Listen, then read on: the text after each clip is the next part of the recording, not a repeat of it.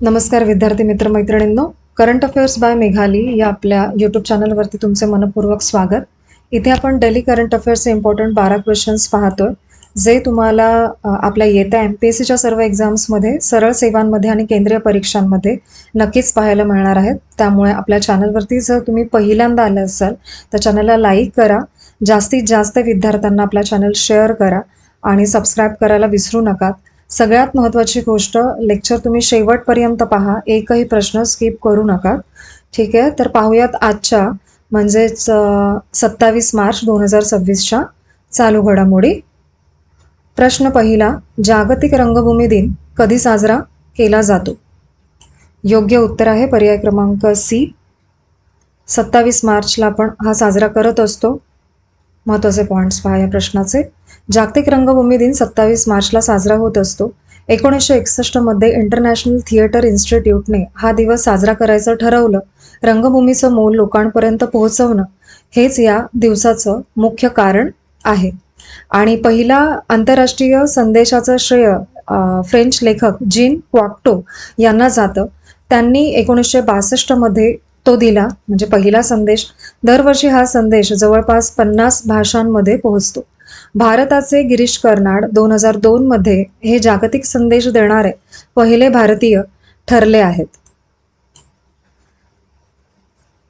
पुढील प्रश्न दुसरा, विद्यार्थ्यांसाठी 3 महिन्यांपर्यंत शॉर्ट टर्म इंटर्नशिप कार्यक्रम कोणत्या संस्थेनं सुरू केला? तर याचे योग्य उत्तर आहे पर्याय क्रमांक डी, नॅशनल बायोडायव्हर्सिटी ऑथॉरिटीने. महत्त्वाचे पॉईंट्स पहा. NBA मुख्य हेतू आहे तरुणांना जैवविविधतेबद्दलची जाणीव आणि थेट अनुभव देणं. इंटर्न्सना प्रत्यक्ष प्रकल्पात सामील होऊन त्यातून शिकता येतं, हा मेन पॉईंट आहे. आणि बायोडायव्हर्सिटी संरक्षण इंटर्नशिप प्रोग्राम हा NBA महत्त्वाचा कार्यक्रम आहे.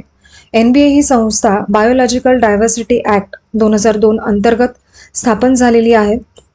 International day for biological diversity दरवर्षी 22 मे रोजी साजरा होतो.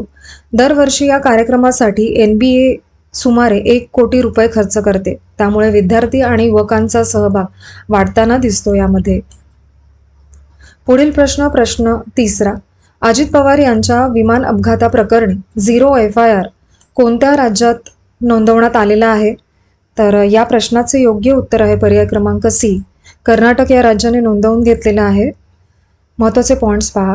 0 FIR मुळे तपास लगेच सुरू करता येतो. त्यामुळे एखाद्या पीडित व्यक्तीला गरजेची मदत किंवा न्याय लवकर मिळू शकतो. आणि 0 FIR घेताना घटना कुठे घडली याची मर्यादा राहत नाही.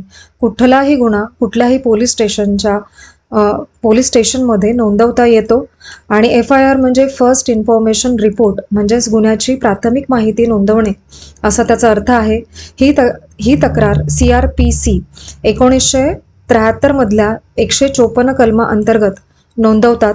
आणि 0 FIR म्हणजे तुम्ही जिथे गुन्हा घडला नाही तिथे देखील पोलीस ठाण्यात तक्रार नोंदवू शकता.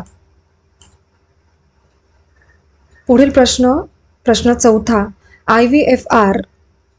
IVFRT म्हणजे immigration visa foreigners registration and tracking scheme योजना कोणत्या वर्षापर्यंत वाढवण्यात आली आहे? तर याचे योग्य उत्तर आहे पर्याय क्रमांक डी, 2031 पर्यंत ती वाढवली गेली आहे. महत्त्वाचे पॉईंट्स पहा. IVFRT हे स्कीम युनियन कॅबिनेटने 2026 ते 2031 पर्यंत वाढवलं आहे. आणि ही योजना पहिल्यांदा 2010 मध्ये सुरू झाली. मुख्य उद्देश आहे इमिग्रेशन आणि व्हिसा प्रक्रिया डिजिटल करायची आहे. आणि इमिग्रेशन, व्हिसा आणि परदेशी नागरिकांची नोंदणी एकाच प्लॅटफॉर्मवरती यामध्ये घेतली जाते. Foreigners regional registration offices FRRO परदेशी नागरिकांच्या नोंदणीसाठी जबाबदार असणार आहेत यामध्ये. आणि इमिग्रेशन अँड फॉरेनर्स ॲक्ट 2025 अंतर्गत या योजनेला कायदेशीर मान्यता मिळालेली आहे. पुढील प्रश्न पाचवा, महानेत्र. ॲक्च्युली इथे महानेत्र आहे, हे लक्षात घ्या, थोडासा शब्द चुकला. महानेत्र कार्यक्रम कोणत्या राज्याशी संबंधित आहे? तर याचं योग्य उत्तर आहे पर्याय क्रमांक ए, एक मिनिट.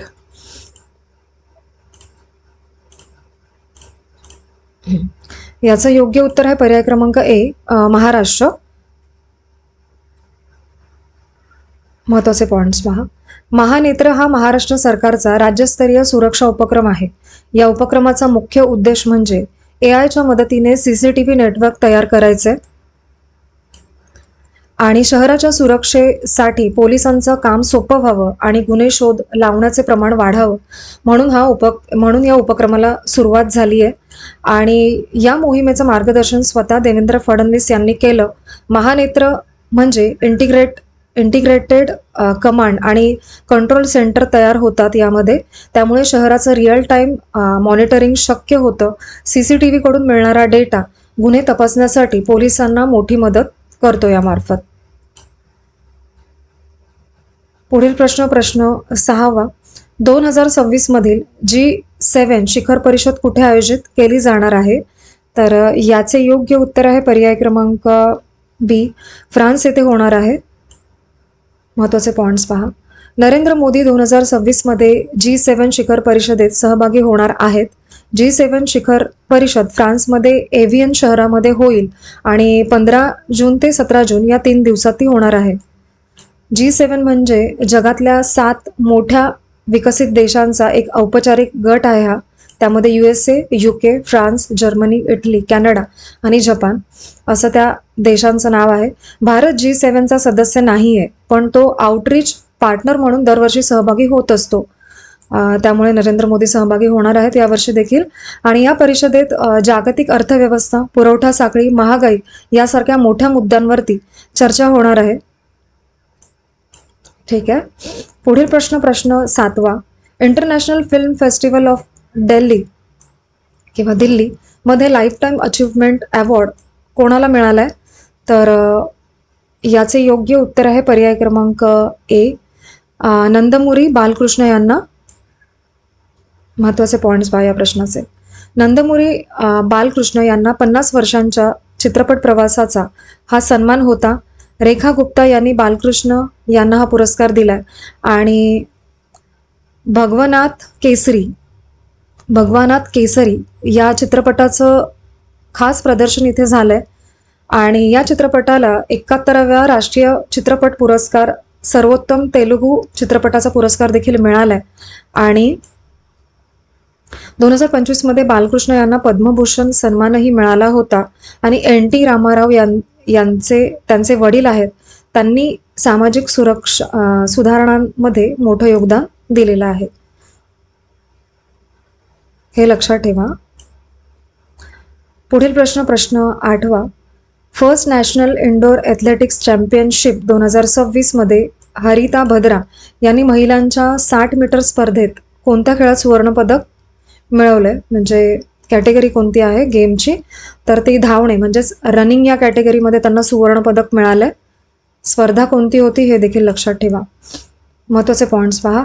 हरिता भद्रा यांनी महिलांच्या 60 मीटर शर्यतीमध्ये धमाकेदार कामगिरी करत सुवर्णपदक जिंकलंय आणि त्या महाराष्ट्रातून आलेल्या आहेत. हरिताने यावेळी 7.32 सेकंदामध्ये शर्यत पूर्ण केली आहे. भारतीय स्तरावरही हा वेळ दुसऱ्या क्रमांकाचा आहे. आणि ही हरिताची भारतातली पहिली सिनियर स्पर्धा होती आणि तिने पहिले सुवर्णपदक मिळवून जोरदार सुरुवात केली आहे. पुढील प्रश्न 9वा. IPL 2026 पूर्वी RCBचे चेअरमन कोण झालेले आहेत? तर या प्रश्नाचे योग्य उत्तर आहे पर्याय क्रमांक बी, आर्यमन विक्रम बिर्ला असं त्यांचं नाव आहे. आर्यमन बिर्ला IPL 2026 पूर्वी रॉयल चॅलेंजर्स बेंगळुरू RCB च्या चेअरमनपदी नियुक्त केले गेलेत. RCB फ्रँचायझी $16,706च्या व्ययासह विकत घेतलेली आहे आणि ही खरेदी आदित्य बिर्ला ग्रुप आणि टाइम्स ऑफ इंडियाच्या कन्सोर्टियमने केली. आणि आर्यमन बिर्ला कुमार मंगेशकर बिर्ला यांचे पुत्र आहेत. पुढील प्रश्न 10वा. ST महामंडळाच्या नव्या बसला कोणते नाव देण्यात आलेले आहे? योग्य उत्तर आहे पर्याय क्रमांक ए, राजमाता जिजाऊ असं त्या बसचं नाव आहे. महत्त्वाचे पॉईंट्स पहा.